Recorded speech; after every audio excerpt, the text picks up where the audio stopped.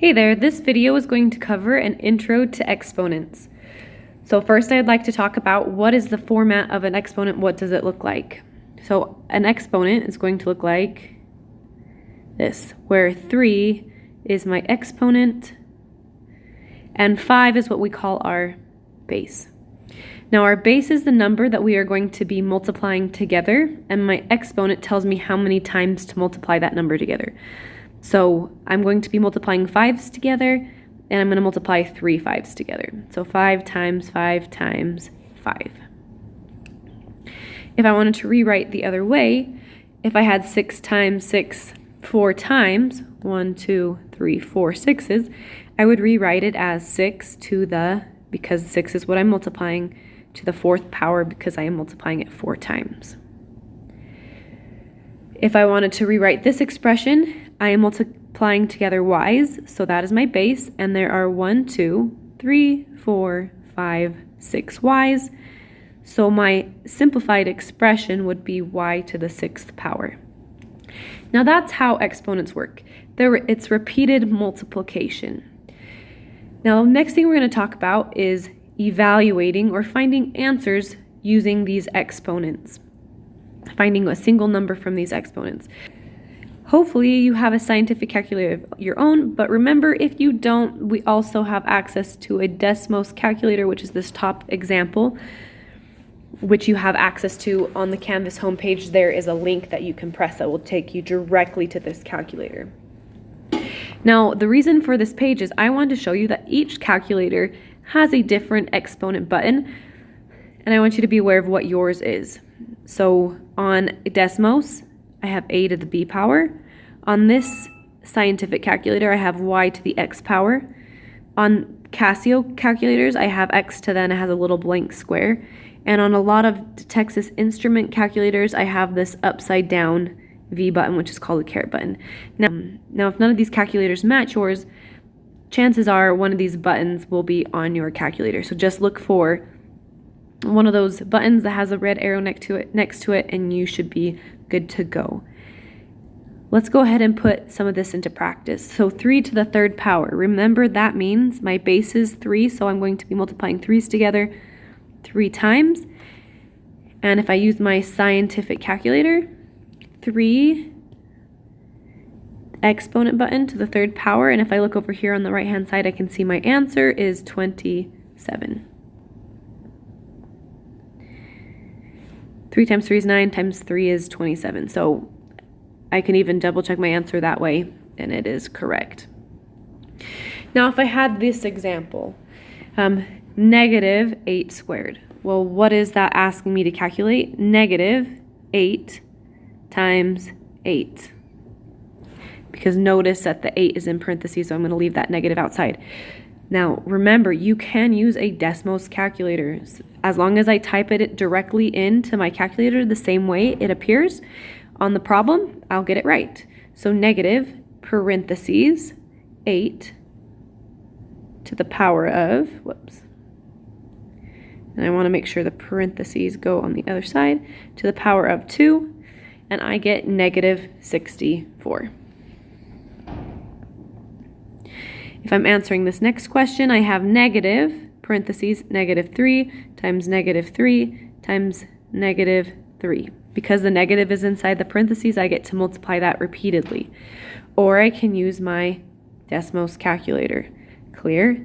Negative parentheses, negative 3, close the parentheses to the power of 3 equals positive 27. Use technology to your advantage and type those numbers into the calculator. Let's continue. Now, if we want to evaluate, notice there's a bunch of operations going on here. I have addition, I have exponents, I have division. Remember to follow the order of operations, which is parentheses, exponents, multiplication and division, and addition and subtraction. I look at this problem, no parentheses, so I'm going to work on, does it have exponents? Yes, and I'm going to simplify that. So 6 plus, and if I type it into my calculator, 6 to the 2nd power is 36 divided by 3. And I notice I just brought everything else down. So I've taken care of the exponents. Now let's look at multiplication and division. Is there any of that? Yes, there's division, so I'm going to complete that. 36 divided by 3 is a grand total of 12. So 6 plus 12. And now I can complete that final action, which is 6 plus 12, and that is a grand total of 18. You can also type that directly into your calculator.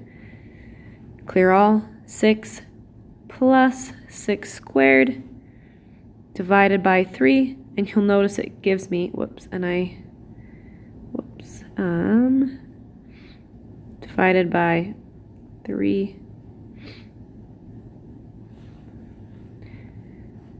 And it's going to give me my correct answer. All right, now if I have a bigger problem, I still am following those order of operations, parentheses, exponents, multiplying and dividing, addition and subtraction. Remember, there's big imaginary parentheses around the top and around the bottom, so I need to work on simplifying those first. So I'm going to work on the top first. There's parentheses inside. So 14 minus 8 is a grand total of 6. So that parentheses now becomes a 6. Now I have 9 parentheses. So 9 times 6 plus 6. I'm going to use multiplication first.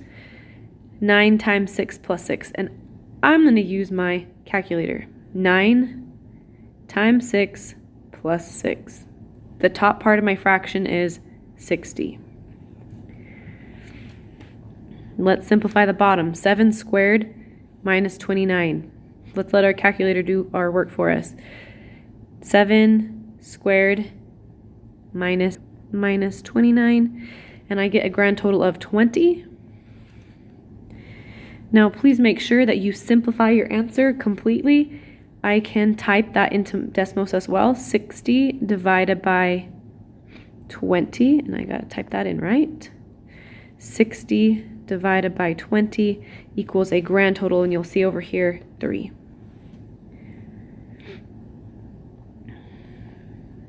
There is no problem using your calculator to help you simplify these. Whew, this one looks like a doozy.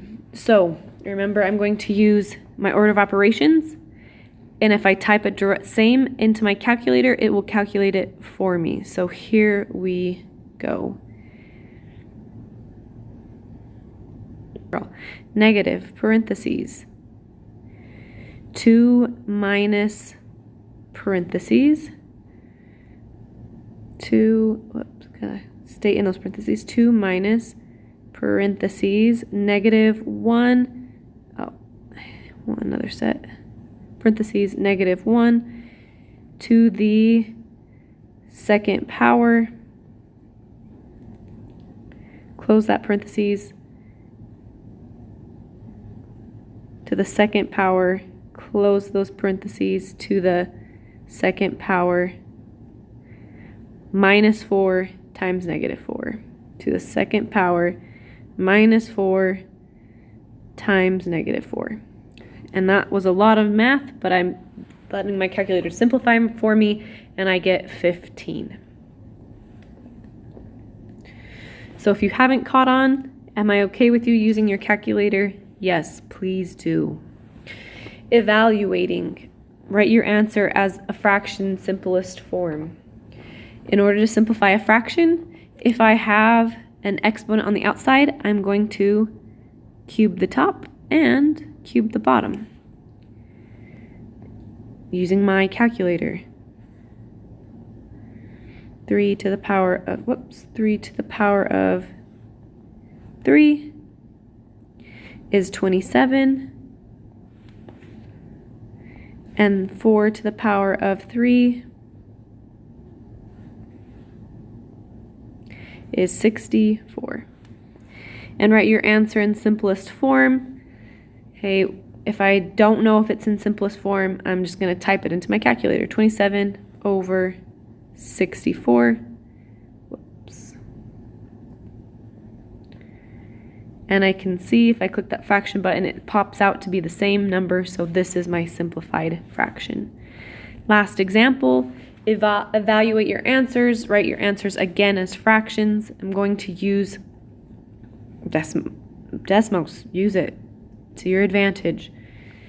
Negative, parentheses, 5/3, close the parentheses. Gotta make sure that they go in the right place. Close the parentheses, to the power of 2.